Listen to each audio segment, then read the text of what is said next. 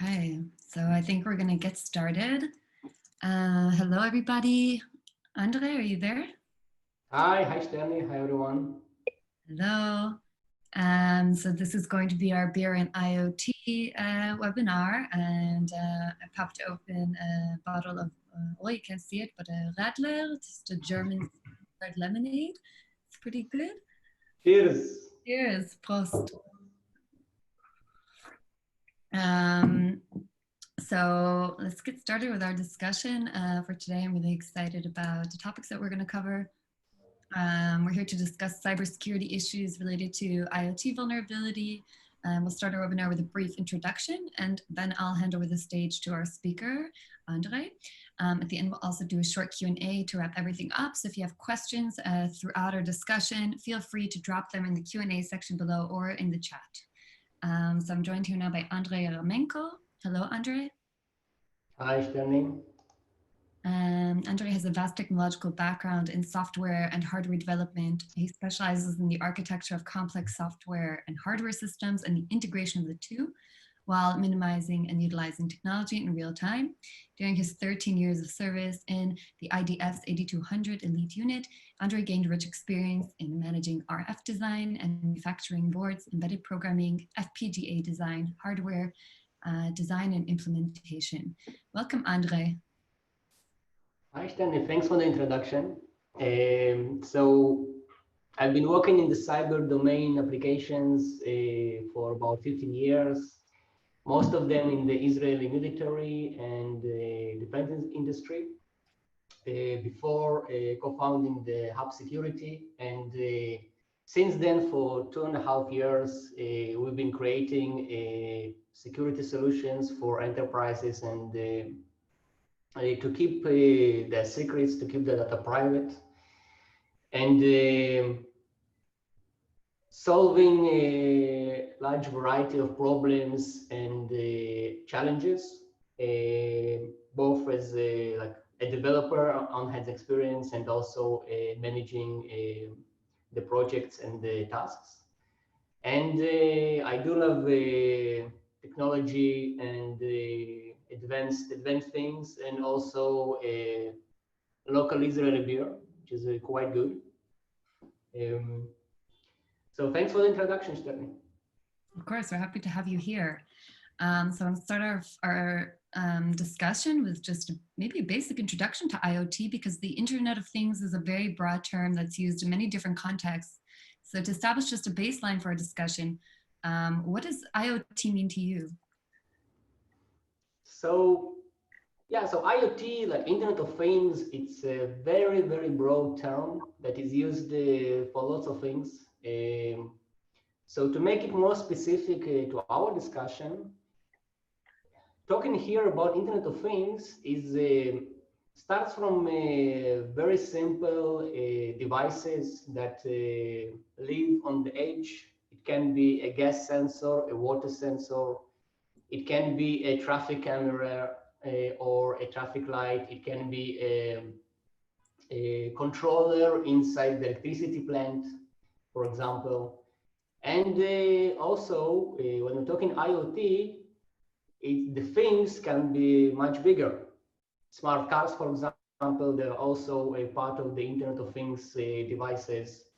Entire plants, manufacturing infrastructure, for example, it's also part of this huge global network that is becoming more and more interconnected, and where everyone and all the devices are talking together directly, even through the internet, without any human involvement, and also thinking together and deciding together automatically.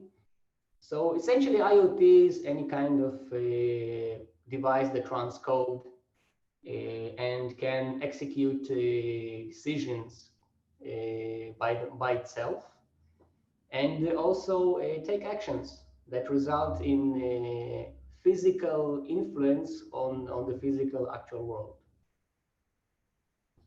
Interesting.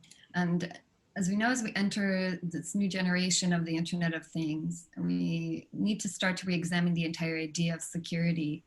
We've had this discussion before where we've covered this topic, how vulnerable IoT devices are, both on a hardware, software level. And IoT is changing everything daily, and a large number of individuals and organizations are both purchasing and implementing devices to improve their lives and their levels of productivity. What, in your opinion, are the most dangerous consequences of system breaches within the IoT ecosystem?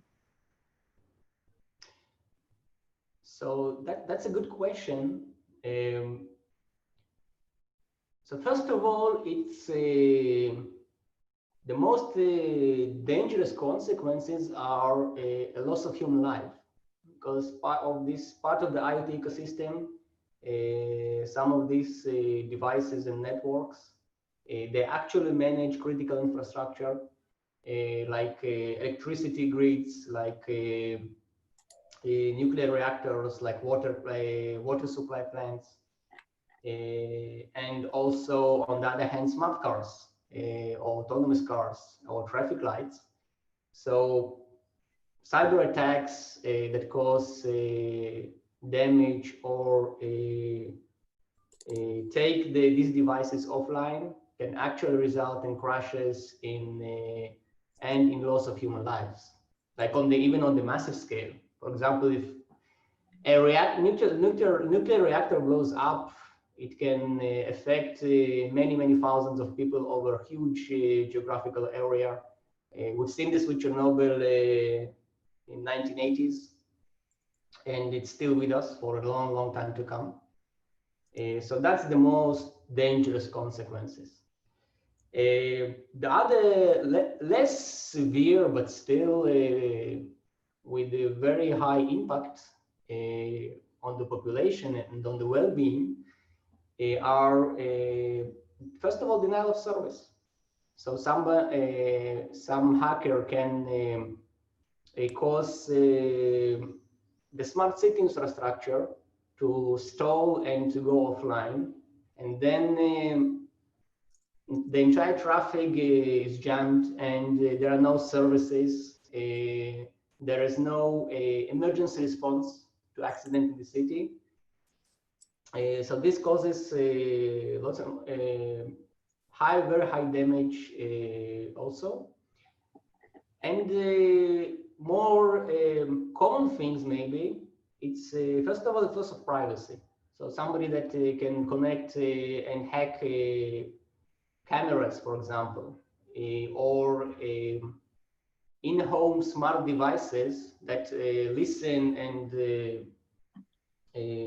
film people, like smart TV, for example, that have cameras and microphones today, and the hacker can actually collect and steal personal information, and can demand ransom from people in order to not expose it. And of course, the very standard money fraud, where hackers get access to payment processing systems and can divert funds from one place to another and can actually steal money. So very long list of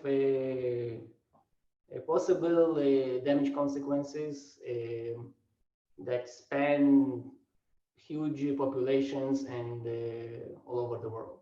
Definitely. And today, IoT devices, standard connectivity is standard internet protocols and services. So many of these devices use standard web interfaces for access and control, which run completely inside the device itself. And the standardization is very convenient for developers and companies which want to deliver products to the market very fast and integrate them with cloud services very quickly. But however, this can also create standard vulnerabilities and attacks that cover a very broad spectrum of IoT devices, which are fairly easy to execute. For example, I don't know if you remember about this, Mirai malware has been commonly used to turn network devices running on Linux into remotely controlled bots that were then used in large-scale network attacks. And these control devices were then used for massive scale attacks on cloud infrastructure and enterprise networks. So I was wondering if you could share a bit with us the common vulnerabilities that can enable hackers to execute Mirai style attacks in the future. Yes, so that's a very expensive question.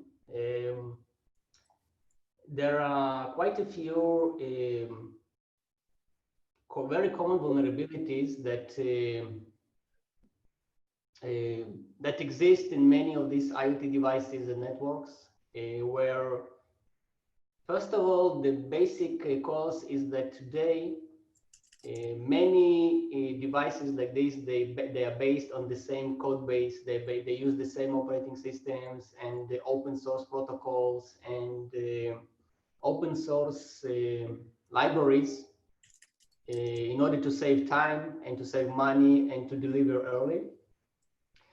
So all of them have common vulnerabilities and zero-day exploits that hackers use.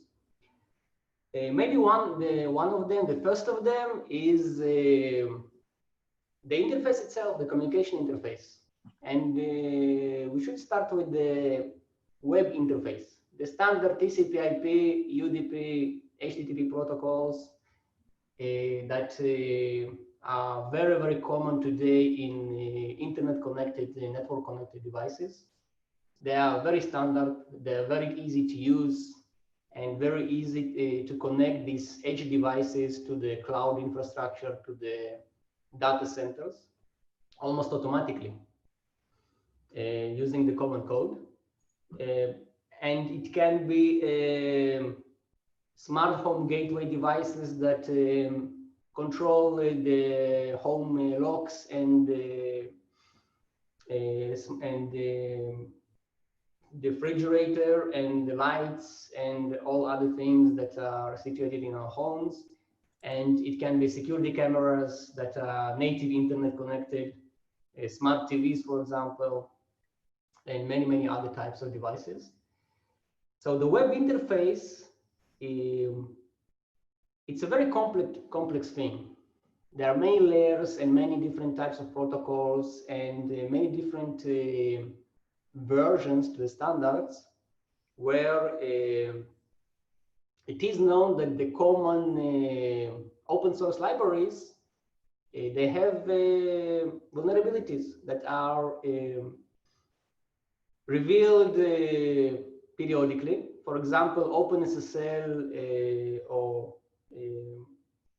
that implements one of the common communication standards is being updated frequently to patch vulnerabilities, to patch new bugs and problems that are revealed in the code.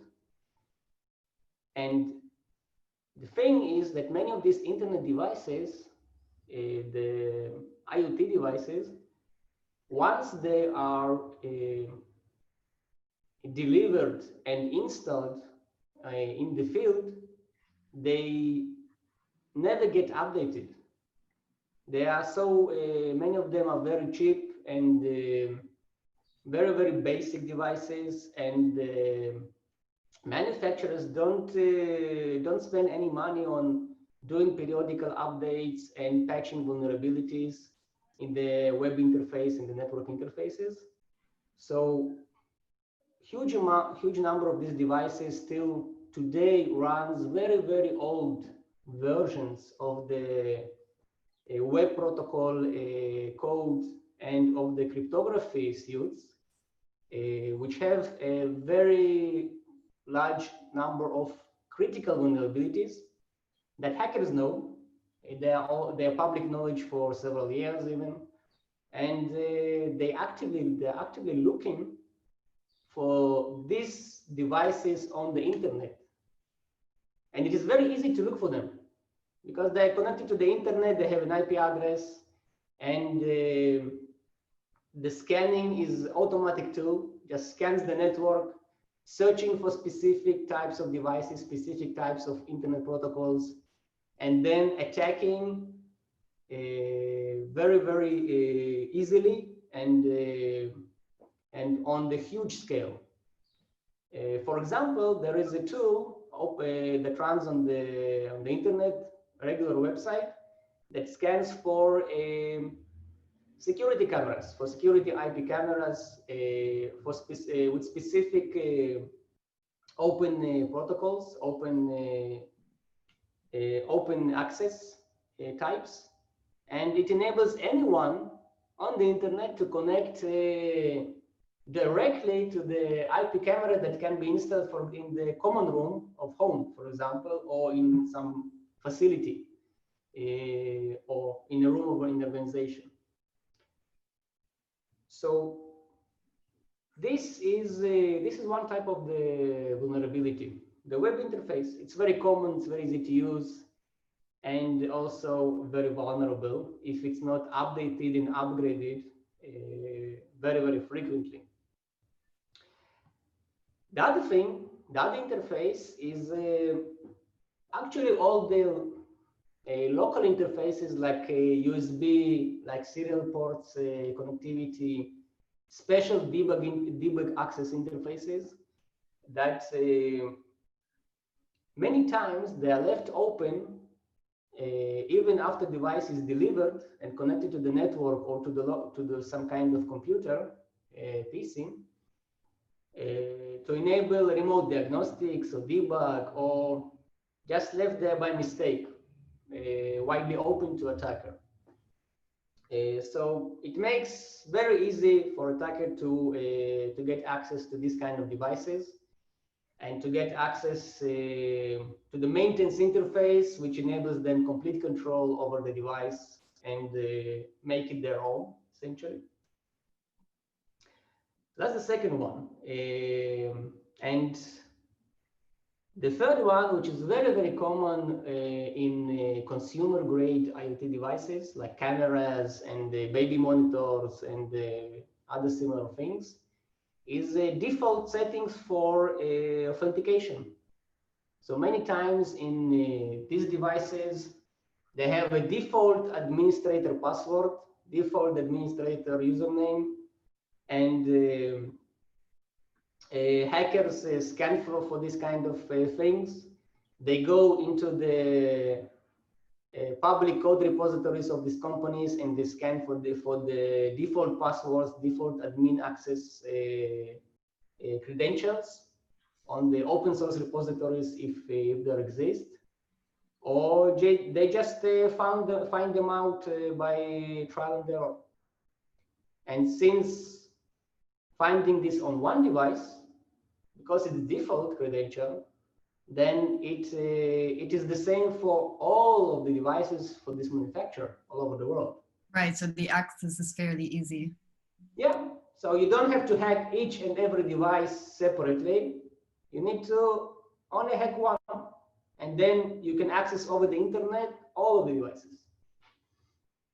So lack of proper authentication for a maintenance access, for administrator access, and even for user access, like no password, no username, you just turn the device on and it works and you can configure it. It is also a big problem, mainly on the consumer side of IoT. It is less on the enterprise side, because there is more oversight and more money invested in security. But still, it's a big problem, because once the hacker gets inside the network connected device, which is connected into the local network and has the local Wi-Fi password inside in the device, then using the local Wi-Fi password, it can get into the router, it can get into the organizational network and continue the attack. Right. And correct me if I'm wrong, but many of these devices that we've discussed until now are actually also connected to huge scaled networks like smart city grids, nationwide infrastructures, autonomous vehicles that communicate with control centers. So all these vulnerable devices are connected to critical networks, which automatically make them vulnerable with far more severe consequences for entire populations and nations. So, and for example, in 2009, there was a cyber attack on India's Kudan Kulam nuclear power plant, which had potentially devastating effects. So what would I'd be interested to hear what you think are some networks that have a direct impact on our day-to-day lives, and what are the threats and consequences of a cyber attack on these networks, whether it be a power grid or a nuclear plant? Wow, so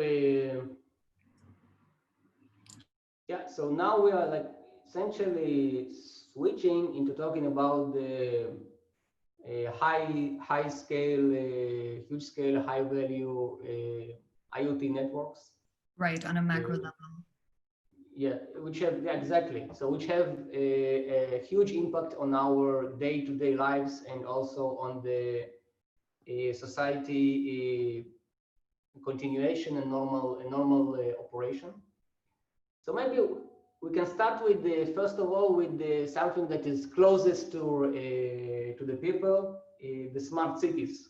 The smart cities, which are very prevalent today in many countries, and they are having a very positive impact on the operation and management and well-being of the residents in these cities many times.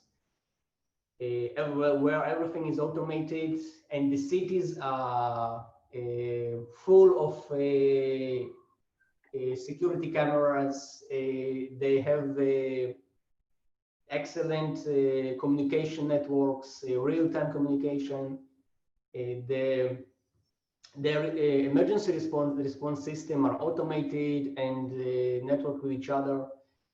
Their transport management system is also linked into the city grid, so everything is correlated and people can know exactly where the buses are and the metro and the railway and when, and they can plan their journey, for example, very easily and smartly and save a lot of time. And they can learn about traffic jams from the cameras and the many similar examples that we can make. So on the other hand, this very fast and rapid jump from a regular city of 20th century to the smart, hugely interconnected city of the 21st century, it causes also a high vulnerability to cyber attacks. A smart city has lots of very different types of devices and networks and many different manufacturers that needs to come together, they integrate and work and operate together as a single grid and a single smart grid to actually create a smart city. And there are many different kinds of protocols and a huge amount of smart sensors, smart cameras, communication networks, like Wi-Fi and 4G and incoming 5G, where buildings are connected. So for hacker, it's much easier to attack such diverse system,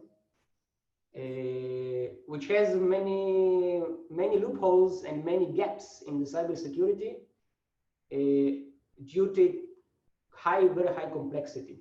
For example, in Baltimore, there was recently, I think 2 years ago, there was a cyber attack on the smart city grid, which left emergency response network unavailable for almost 20 hours.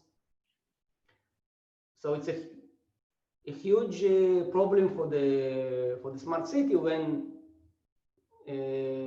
nobody can respond to the emergency calls because the system doesn't work, because the calls are not getting to the right people at the right time. So this is one of the negative effects of the smart city. And also, but there are many attacks, and they're on the rise on this kind of IoT network. And there are many others. For example, if I go now on the street, there is huge number of cameras that are monitoring 24/7 the traffic, the people, the violations, and all these cameras are connected over wireless network, if it's Wi-Fi and if it's a cellular network. And they can come from many different manufacturers, and their protection, access protection, and management protection can vary, and it can be inadequate or with non-vulnerabilities. So for the hacker, it might be much easier to break this kind of infrastructure, for example.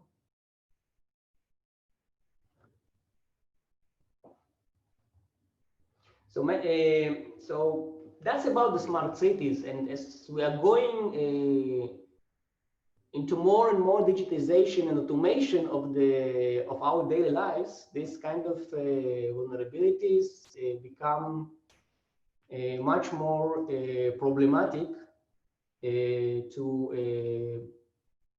the governments, and also affect more and more the people that are living in this kind of in these cities. Right, and I think more and more people are becoming aware of this as well, and how vulnerable their city's infrastructure really is, with stories like what happened in Baltimore. Yeah, exactly. And there are many other stories, like in US, other cities have been attacked, and usually talking about in the organizations and businesses and enterprises and smart cities and government organizations, we hear about like 1 in 100 attacks. So most of the attacks we don't hear about because they don't cause damage, or they're not high profile or public enough. So we hear only about the attacks that cause the real damage. Right. But Even many attacks are noticed. Nuclear, sorry, but to cut you off, but yeah, even the story with the Indian nuclear power plant, at first it was completely denied, and then finally they actually made an announcement that this actually did occur. Exactly. So smart city is actually one example of many types of critical infrastructures that exist out there. And the more critical infrastructures actually are the nationwide networks, like water plants, for example, water supply infrastructure, or electricity supply infrastructure, electricity plants, and similar kinds of critical networks. So attacks on these critical networks can stop a country. This is something recently Israeli local water supply infrastructure has been under attack. So by preparation and readiness, it was averted. However, it happens all the time, and it's a very big target, like nationwide network, and it's very complex. Moreover, this kind of nationwide networks usually they have quite old devices, quite old infrastructure that is now being connected to the internet and to the cloud for command and control remotely, to ease operations, to make it faster to respond to incidents, and to keep the availability of this infrastructure very high. And exactly this kind of connectivity between the legacy systems like SCADA, for example, SCADA controllers, that exist for many, many years. And we are not built with security, with cybersecurity in mind. And the internet, through firewalls and gateways and computers, these bridges are the main point of attack and main vulnerability for this kind of networks. And hackers use them and try them out and do phishing attacks and steal credentials and to gain access into the insights of the power plants and the water plants and the similar networks. And it's a huge challenge today for governments, for any government, to protect legacy critical infrastructures that are being connected very rapidly to the cloud and to the internet, without always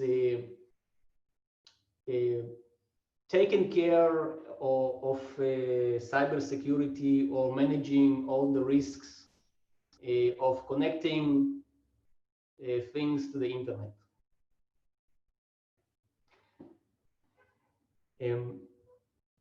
So that's about maybe two examples that I can give in the time that we have from different kind of smart networks, smart grids that have high impact on our day-to-day life. And to finish this answer, I can mention one more thing, smart cars. So the cars today, they already have huge amount of sensors and they have cellular connectivity. They have even many of them have online connectivity all the time to the cloud, to the internet, and they send huge amount of information online to some kind of external centralized command and control. Autonomous cars, for example, they're even more vulnerable, as they depend a lot more on the connection to the network. So the cars are now becoming from the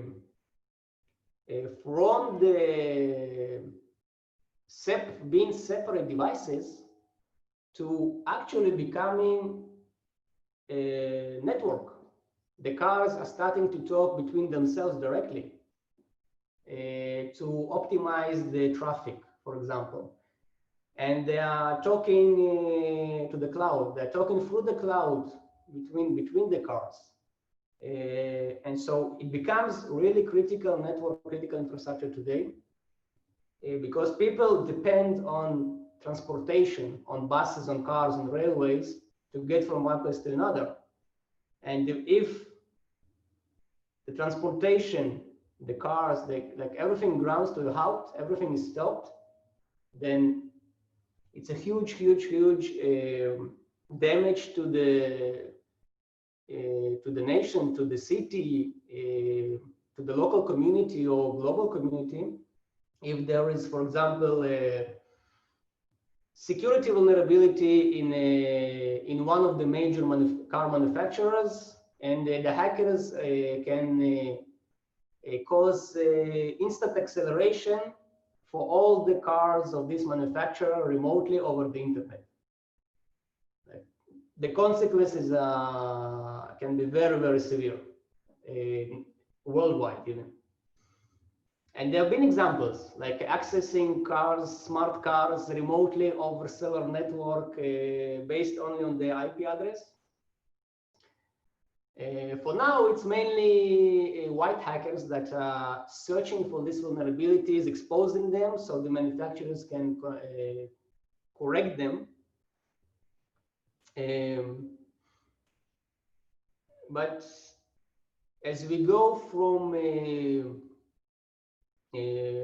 small connectivity and we go into 5G, which is exactly the enabler for autonomous cars, for huge online traffic of information between the cars, between the buses and the network and the internet, the risks become much larger, both on physical damage and also privacy, because car generates huge amount of private information, private data, from the where it goes, who is in the car, cameras that are in the car and also operate all the time, for example. And actually they become critical IoT infrastructure. And in few years, as cars will be autonomous and taxis will be without drivers, and we have drones that are also part of this whole traffic control, and also vehicles that deliver goods and maybe will deliver people. It becomes much more bigger risk from cybersecurity side. And it's not really handled today on the levels of awareness and execution that needs to be done for cybersecurity of critical infrastructure. Definitely. Wow, that's really fascinating. I think we covered so many topics in every corner of the IoT possibles. Thank you so much, Andrey.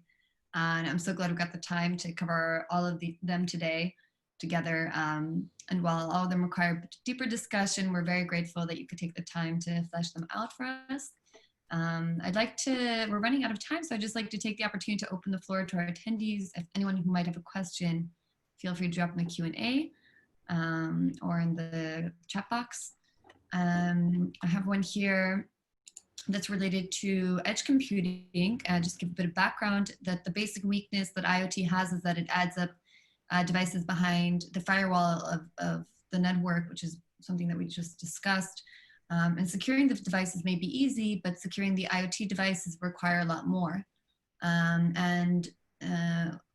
We are required to incorporate the security between the network connection and the software applications, which links the devices to one another. And IoT gets the best success because it's by its cost effectiveness and efficiency while processing data. But faster processing of data is something that's prominent in all smart devices, like smart self-driving vehicles and intelligent traffic lights. I'd be interested to hear what you think about the future. This is the question now is, what do you think the future of edge computing is, and is a solution to the security issues behind IoT devices? So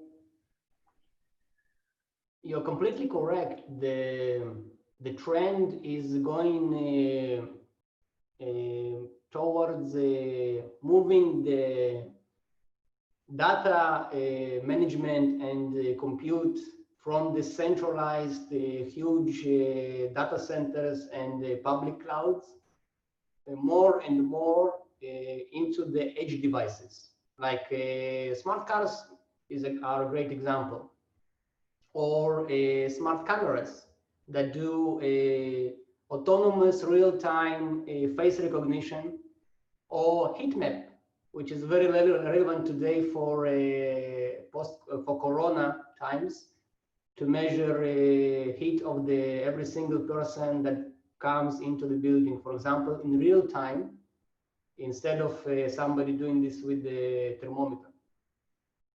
So the cameras are doing huge amounts of processing, running complex neural networks on the edge without going into the big clouds and the data centers and central data centers.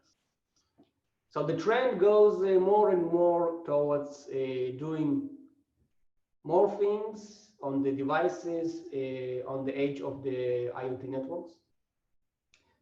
and it's helped greatly by advances in technology that enable this kind of computations.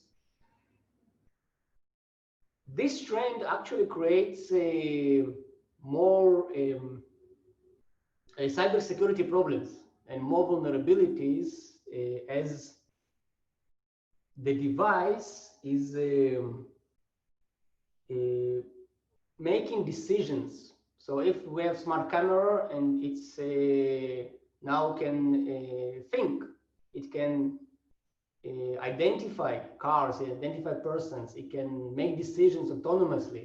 It can maybe open the door and close the door via autonomous loop inside the building. So if there is fire, for example, then the door will open, and if there is a person with the high temperature, it will remain closed, for example. So as edge devices are becoming smarter and are making autonomous decisions, the hacker that controls these devices can have also the same level of autonomy by controlling the local space, the local physical world, at least as much as this single device can control. And also the second vulnerability is changing the decision itself. So if there is a data center, a public cloud, centralized, that gets the decisions from the edge devices, for example, an algorithm that coordinates between a fleet of autonomous cars in a country, and then these autonomous cars will send wrong data into this algorithm, then it will crash. It will give the people, the operators, wrong information, and it will can cause a huge damage, because the hacker is now controlling decision making, not only the device itself, but also what the operators see. Right, right. So it's creating much bigger problems, and as the devices are getting smarter, much faster than they're getting secure.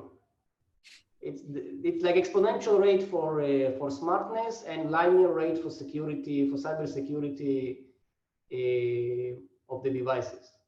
Right. It almost seems like the development, the priorities in terms of development are not really aligned.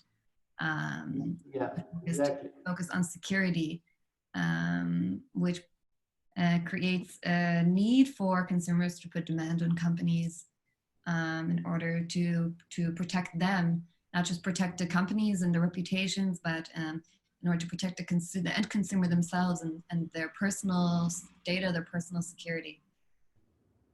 Exactly. So the thing is that these devices are made by businesses, by enterprises, and the first priority of a business is to make money, usually. And making money means getting new features and that enable to be competitive to the market much faster. And doing it faster means also compromising on other things like cybersecurity. Like nobody sees cybersecurity. It's not a feature. It doesn't help with the day-to-day operation and the benefits of the product. It's transparent.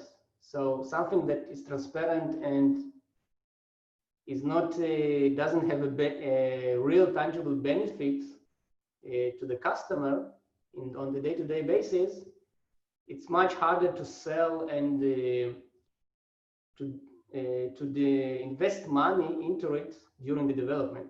So most of the money and investment goes to the new features, new capabilities, more smarter devices and less to cybersecurity.